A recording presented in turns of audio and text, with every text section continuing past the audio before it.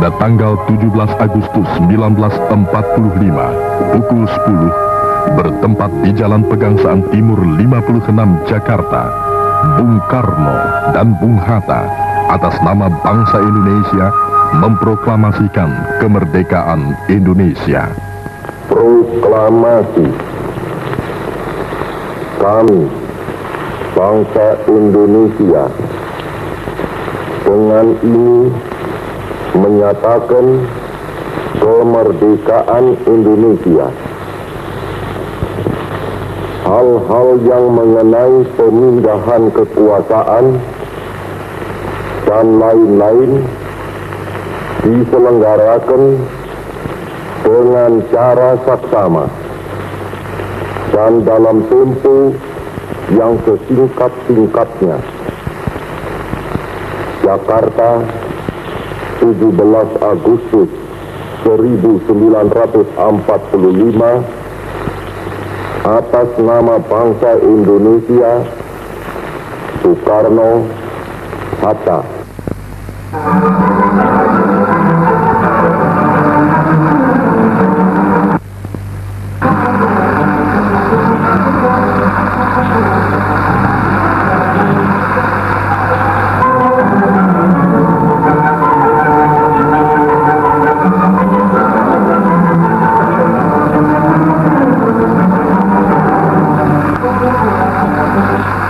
Tuan Mr. Kasman, Ketua Pusat Komite Nasional. Tuan Mas Sutarjo, Wakil Ketua 1. Tuan Mr. Latuha Hari, Wakil Ketua 2. Tuan Adam Malik, Wakil Ketua 3. Pada tanggal 31 Agustus tahun 2605, penyambutan segenap rakyat Jakarta dan Jatinegara dilakukan di tanah lapang Gambir dengan besar-besaran. Dari mulai kota sampai ke desa-desa kelihatan sang merah putih berkibar.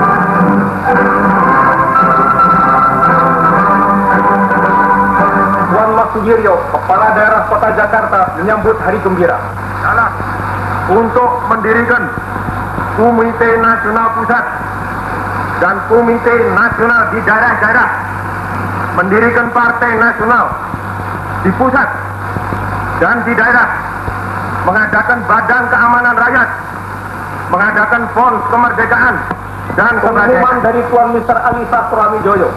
Pegawai negeri berpendirian sama ialah 1. Republik Indonesia merdeka telah berdiri. 2. Kita adalah pegawai negara Republik Indonesia merdeka. 3. Kita berada di belakang pemerintah Republik Indonesia merdeka. Tuan Mr. Kasman sedang berkhutbah. Bagi wakil dan para pegawai tertinggi sudah juga diumumkan di sini kebulatan hati daripada pegawai-pegawai untuk serentak berdiri di bawah pimpinan pemerintahan nasional. Dengan begitu, maka terbayang-bayanglah di hati kita sekarang ini, sewaktu-waktu pemerintahan sekutu datang kemari, maka di mana-mana ia akan datang, akan tiba, maka di mana-mana itu juga lah akan tersandung dengan paham yang sudah mempunyai gambaran sebagai benteng bangsa, yaitu kebulatan hati, ingin tetap merdeka dan lainnya tidak akan diakuinya.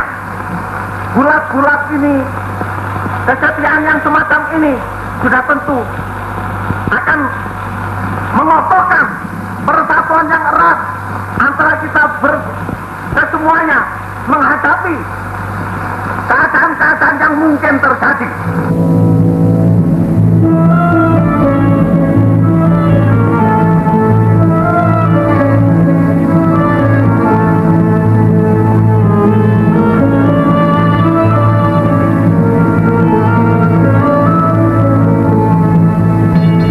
Jepang yang baru menyerah itu mendapat tugas untuk menjaga keamanan sebelum tibanya pasukan sekutu di Indonesia.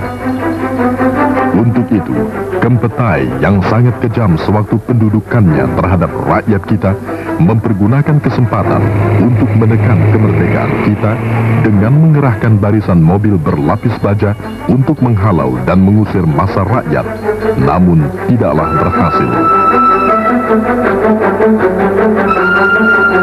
Beribu-ribu sang merah putih melambai-lambai di ujung tiang bambu-bambu kecil yang dipegang oleh ribuan umat yang berbaris memasuki lapangan Ikada. Di mana-mana terlihat Jepang dengan Kempetainya selalu bersiap-siap di pelbagai sudut kota untuk menghalau barisan massa dalam jumlah yang cukup banyak. Gelombang ribuan rakyat Indonesia yang sudah bosan dijajah dan tak sudi dijajah lagi dan ingin tetap menjadi rakyat dari negara yang merdeka bergerak maju dengan memiliki semangat dan keberanian yang tinggi untuk mendengar pidato Bung Karno dan Bung Hatta di lapangan Ikada pada tanggal 19 September 1945. Rapat raksasa yang pertama di dalam sejarah perjuangan bangsa Indonesia untuk merdeka.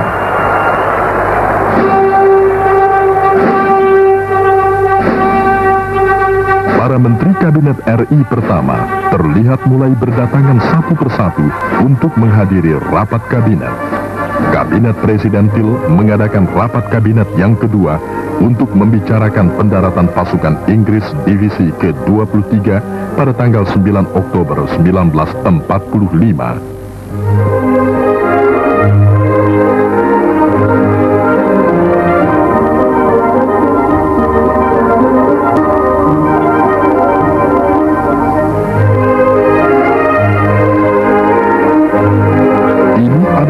Pimpinan militer Jepang di Pulau Jawa yang akan menyerahkan kekuasaannya kepada pihak Inggris. Peristiwa ini berlangsung di atas kapal Inggris yang berlabuh di Teluk Jakarta.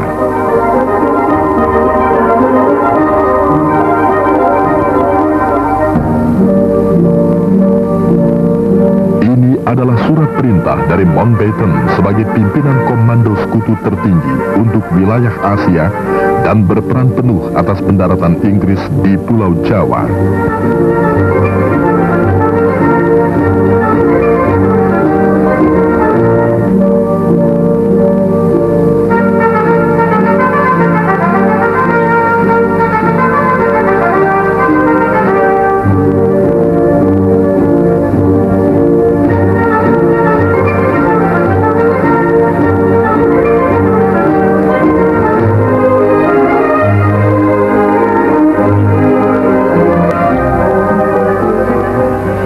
Pasukan lengkap Inggris divisi ke-23 tiba di pelabuhan Tanjung Priok, Jakarta pada tanggal 9 Oktober 1945. Adapun tugas utama yang diemban pasukan ini adalah melucuti dan mengambil alih kekuasaan dari bala tentara Jepang. Mereka diboncengi oleh serdadu Belanda dan Nika yang berniat mengembalikan penjajahan Belanda atas Indonesia.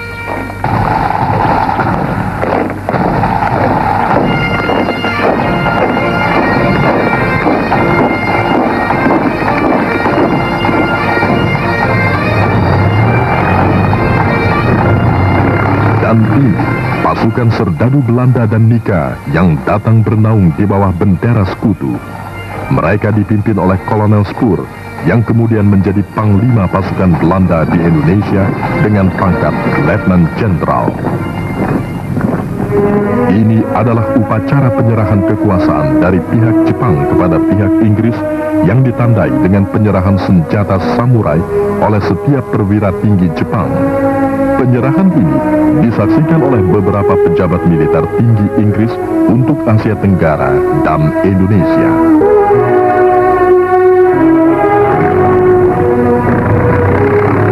Mulai tanggal 19 September 1945, rakyat Surabaya setelah insiden bendera di Hotel Oranye memperoleh momentum guna melucuti senjata-senjata dari pasukan Jepang yang berada di Surabaya, seperti di Don Bosco, Markas Kaigun di Gubeng, gedung Linde Tivers, bengkel senjata Jepang, dan lain sebagainya. Peristiwa bendera di Hotel Oranye ini sangat menarik perhatian sebagai suatu hal yang menonjol dalam rangka perjuangan mempertahankan kemerdekaan Indonesia di Surabaya. Ini adalah tank-tank Jepang yang jatuh ke tangan kita. Dalam perlucutan senjata tentara Jepang ini, peran polisi istimewa kita menjadi cukup penting. Pada tanggal 20 September 1945, terjadi demonstrasi rakyat Surabaya secara besar-besaran dari Stadion Tambak Sari menuju Simpang dan Gedung Pemuda. Jepang dengan status sebagai orang-orang tahanan sedang diangkut dan dikirim ke Pujon di atas Malang.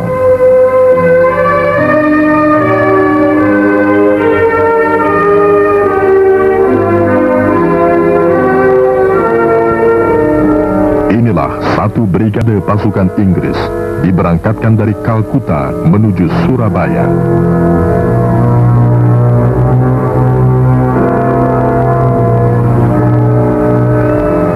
Terlihat pemuda arek-arek Surabaya sedang memperhatikan dan berjaga-jaga di sekitar pelabuhan dan dengan mempergunakan perahu motor sedang mengecek kedatangan pasukan Inggris dengan kapal angkut di pelabuhan Tanjung Perak, Surabaya.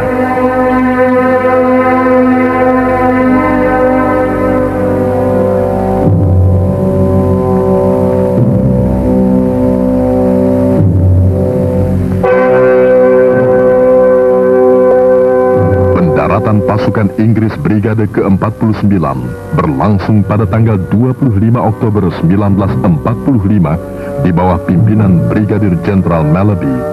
Brigade yang dikirim ke Surabaya ini merupakan sebuah brigade grup infanteri India ke-49 yang umumnya dipimpin oleh perwira-perwira Inggris dan India. Rakyat Surabaya menonton yang sedang berbaris. Semboyan dalam bahasa Inggris yang tertulis di papan besar itu menolak kedatangan pasukan asing di bumi Indonesia.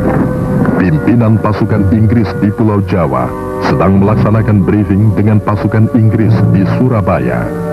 Allahu Akbar, Allahu Akbar, Allahu Akbar. Merdeka!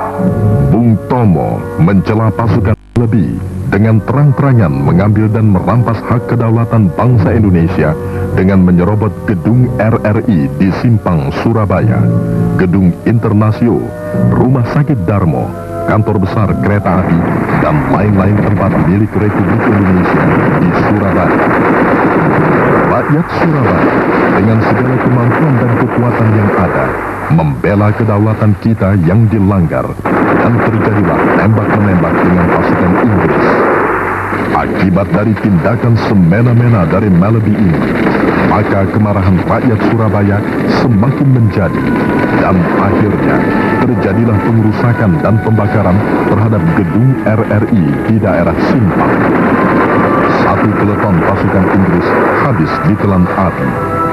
Pertempuran 3 hari terjadi terus antara pejuang-pejuang arek-arek Surabaya dengan tentara Inggris.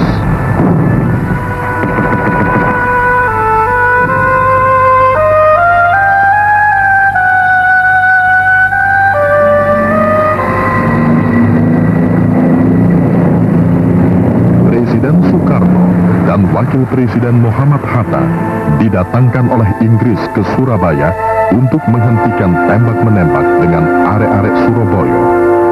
Kemarahan rakyat Surabaya baru dapat diredakan ketika Presiden Soekarno dan Wakil Presiden Muhammad Hatta tiba di Surabaya pada tanggal 29 Oktober 1945 atas permintaan sekutu untuk menyelesaikan persengketaan antara pemuda dan TKR di satu pihak dengan tentara Inggris di lain pihak, dan terjadilah gencatan senjata.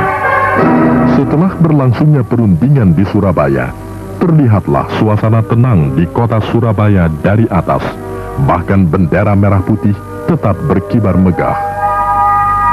Bung Karno dan Bung Hatta beserta rombongan kembali ke Jakarta setelah tercapai persetujuan ceasefire atau gencatan senjata. airdrop makanan untuk pasukan Inggris yang terkepung di daerah Darmo. Hasil pertemuan kedua belah pihak untuk gencatan senjata, ternyata pihak Inggris tidak dapat menghubungi pasukan-pasukan yang berada di gedung Internasio yang dikepung oleh pasukan-pasukan rakyat dan pemuda. Maka Brigadir Jenderal Melody bersama pemimpin-pemimpin Indonesia menuju ke Internasio untuk menghentikan tembak-menembak itu, dan terjadilah insiden yang mengakibatkan terbunuhnya Brigadir Jenderal Melody. Jenazah Melody dikebumikan di Moro Krambangan dan kemudian dipindahkan ke makam Menteng Pulo, Jakarta. Di depan gedung Internasio ini, pasukan Inggris setelah gencatan senjata diangkut dengan truk-truk ke markas mereka di pelabuhan Tanjung Perak. Inilah prajurit-prajurit Inggris yang mengalami cedera di rumah sakit. Lebih dari 1.200 pasukan dari Brigade Melody yang cedera atau meninggal di pertempuran 3 hari ini di Surabaya.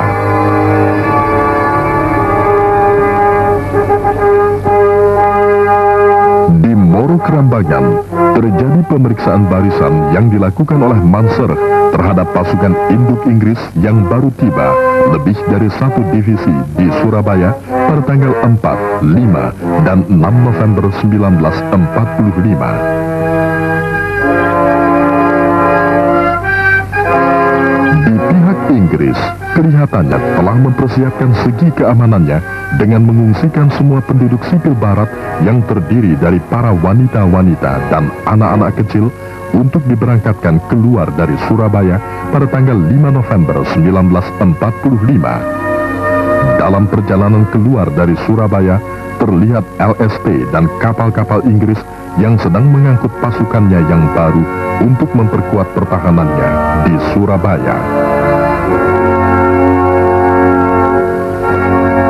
Di samping itu, arek-arek Surabaya yang terdiri dari pemuda pejuang juga tidak ketinggalan, yaitu mempersiapkan pasukan dengan mengadakan latihan bersama untuk mengantisipasi kedatangan pasukan Inggris di Surabaya. Hanya kita terlalu remeh dan Republik terlalu muda untuk mendapatkan data-data intelijen tentang bala bantuan Inggris yang begitu besar dan dahsyat.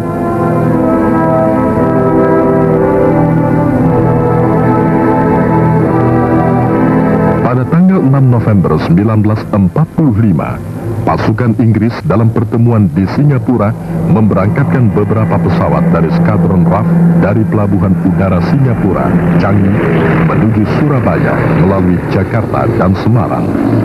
Pesawat-pesawat ini telah dilengkapi dengan senjata-senjata berat untuk menggempur Surabaya dari udara.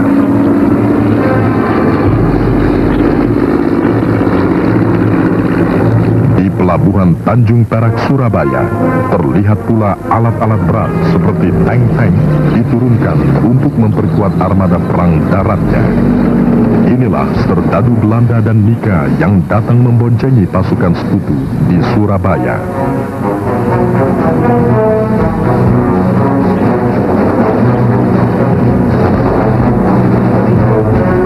Adalah pemeriksaan barisan tahap akhir oleh Manser yang didampingi oleh Hawthorne pada tanggal 7 November 1945 terhadap 1 divisi pasukan Inggris yang sudah berada di Surabaya, dan sekaligus memberikan lampu merah bahwa penyerangan terhadap kota Surabaya akan dilaksanakan dalam satu kekuatan penuh yang benar-benar sudah terhimpun di tanah Surabaya.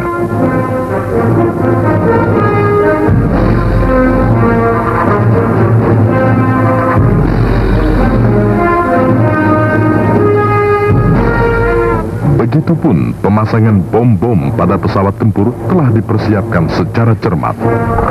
Di samping itu, para pejuang Surabaya juga telah mencium gelagat yang kurang baik dari pihak Inggris dan telah berjaga-jaga di sekitar pelabuhan Surabaya. Pada tanggal 9 November pagi, pasukan Inggris dengan kekuatan sebesar 1 divisi, baik dari udara, laut maupun di darat, telah dipersiapkan sepenuhnya untuk mengadakan penggempuran terhadap kota Surabaya. Sebaliknya di pihak arek-arek Surabaya pun telah mengantisipasinya, yakni dengan menghimpun seluruh kekuatan yang ada untuk membela tanah tercinta Indonesia. Panser mulai menyebarkan pamflet yang isinya menyerukan agar rakyat Surabaya menyerahkan semua senjata kepada pasukan Inggris selambat-lambatnya pukul 6 pagi pada tanggal 10 November 1945. Namun ultimatum tersebut dianggap sepi oleh rakyat Surabaya. Setelah Inggris merasa kuat dengan datangnya bala bantuan pasukan dan alat-alat perang, maka Surabaya digempur. Maka pada tanggal 10 November 1945, pukul 6.30 pagi hari, Inggris mulai membombardir Surabaya. Inggris menghujani kota Surabaya dengan peluru meriam. Sementara dari udara, pesawat-pesawat Mosquito dan Spitfire Inggris menjatuhkan bom-bomnya di tanah Surabaya. Asap hitam mengepul dan kerusakan pun terjadi akibat pemboman Inggris yang bertubi-tubi dan membabi buta di dalam kota Surabaya. Peluru mortir ukuran besar menghujani kota Surabaya. Rakyat Surabaya dengan senjata yang berhasil dirampas dari pasukan Jepang serta senjata yang berhasil diperoleh dari hasil pertempuran 3 hari dengan Inggris mengadakan perlawanan sengit. Mereka yang tidak memperoleh senjata menggunakan bambu-bambu runcing sebagai senjata dan bom-bom botol. Tanggal 10 November kemudian diperingati sebagai Hari Pahlawan oleh seluruh rakyat dan bangsa Indonesia. Inilah suasana sengit pertempuran Surabaya pada tanggal 10 November 1945. Satu lagi Jenderal Inggris, yaitu Brigadir Jenderal Lauder Simon, mati sewaktu take off dengan pesawat Mosquito dari Moro Kerambagan, ditembak jatuh bersama pilot Sersan Osborne.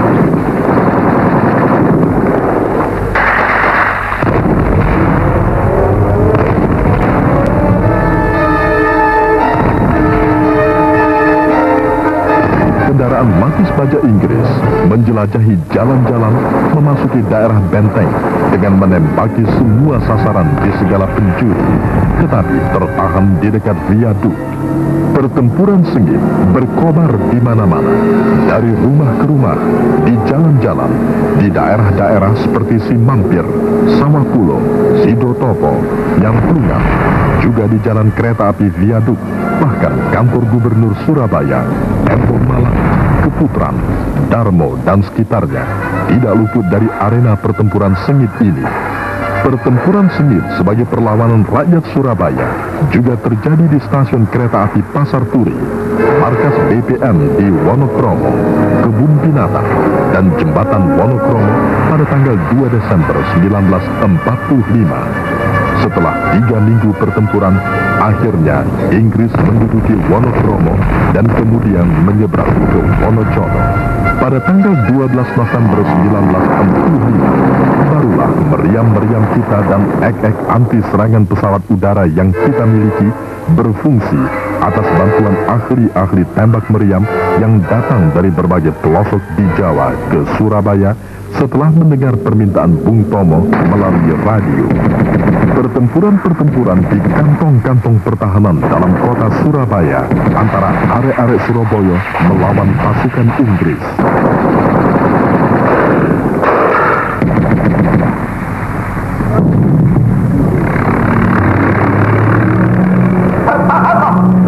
Allah akan memberikan kemenangan kepada kita. Daerah Jembatan Merah diduduki oleh pasukan Inggris. Di daerah ini banyak terdapat masyarakat Cina yang juga mempunyai badan palang merah. Permulaan pertempuran dimulai dari Moro Kerambagan, ujung Tanjung Perak. 5 batalion dikerahkan untuk menggempur kita ke arah viaduk. Setelah viaduk jatuh ke tangan Inggris, maka pasukan mereka terpecah menjadi 3 bagian tank dan infanteri. Satu ke arah Ambaksari, Gubeng, Ngagel, ke Wonokromo. Sedangkan pasukan induknya menembus kota melalui kantor gubernur, Tunjungan, Embong Malang, Simpang, Kayasan, melalui Darmo ke Wonokromo. Dan sayap kanannya menembus Pasar Turi, Sawahan, Lenes Boulevard ke Wonokromo dan kembali turun melalui Darmo untuk menghantam kita di Keputran. Dan akhirnya berjatuhanlah banyak korban di pihak kita di daerah Keputran, termasuk anak-anak Trik dan penghuni penjara Kalisosok yang ikut terkubur dalam barisan berani mati. Setelah viaduk jatuh ke tangan Inggris, maka mulailah mereka menghujani dengan bom dan mortir-mortir ukuran besar ke dalam kota. Juga serangan udara dan meriam ke garis-garis pertahanan kita di sektor timur dan tengah serta barat, sehingga banyak rakyat menjadi korban. Pertempuran yang tidak seimbang ini mengakibatkan pasukan Inggris menguasai kota dan menjelajahi seluruh jalanan dengan menggunakan tank-tank dalam bentuk konvoi dalam jumlah yang cukup banyak.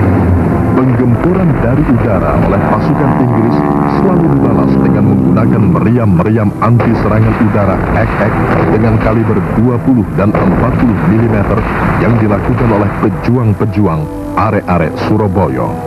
Di daerah Wonokromo dan Gunung Sari, pasukan Inggris selalu dalam keadaan siap siaga, berjaga-jaga dan memonitor untuk mengetahui situasi dan kondisi dari pasukan Inggris lainnya yang berada baik di dalam kota maupun di luar kota. Pasukan kita terdiri dari regu-regu TKR dan TRIP selalu menghalau barisan konvoi dari berpuluh-puluh truk Inggris yang bergerak maju menuju keluar kota untuk melebarkan sayapnya sampai di sepanjang dan di lain front dan menduduki bendung.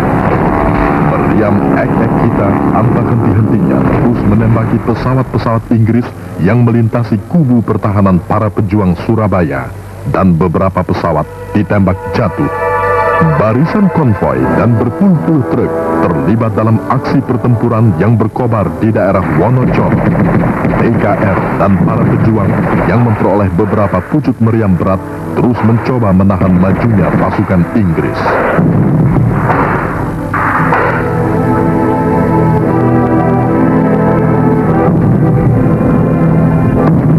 Meriam-meriam kaliber 70 dan 75 mm juga menghantam beberapa tank Inggris sehingga mengalami rusak berat.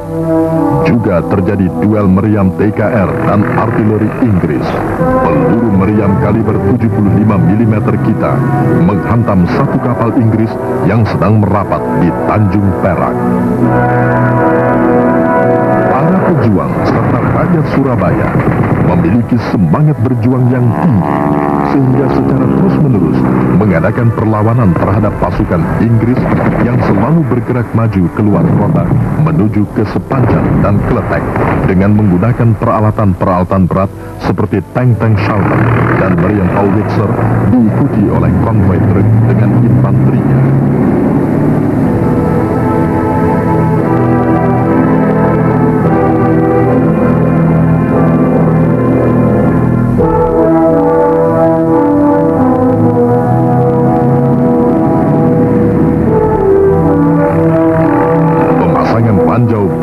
Oleh para pejuang dapat menghancurkan beberapa jembatan utama, antara lain antara Sepanjang serta Krian, dan menghambat arus menuju tank dan truk-truk yang membawa pasukan Inggris keluar kota. Pertempuran di luar kota masih terus berkobar meskipun di pihak kita berjatuhan banyak pejuang yang mati dan luka-luka akibat pemboman dan mortir. Di daerah Gunung Sari, Sepanjang, dan Kletek, di mana terlihat pasukan Inggris selalu siap siaga berjaga-jaga, dan para pejuang Surabaya tetap menggempur dari segala penjuru. Akhirnya, Inggris dapat menguasai Wonocolo dan Waru. Penyerbuan dan penyerangan pasukan Inggris yang bergerak maju selalu dalam kekuatan penuh. Rakyat Surabaya sama sekali tidak gentar dan menyapu pada sebuah moto, merdeka atau mati. Akhirnya, kota Surabaya jatuh ke tangan pasukan Inggris setelah pertempuran yang memakan waktu 21 hari, yaitu dari tanggal 10 November hingga 1 Desember 1945. Akan korban 12.000 pejuang dan rakyat yang tewas, dan kurang lebih 1.400 di pihak Inggris. Perlu disebut di sini bahwa banyak korban dari kedua belah pihak berjatuhan di pertempuran sengit yang terjadi di Embong Sawo, Lantitan, Genteng Kali, dan Keputran.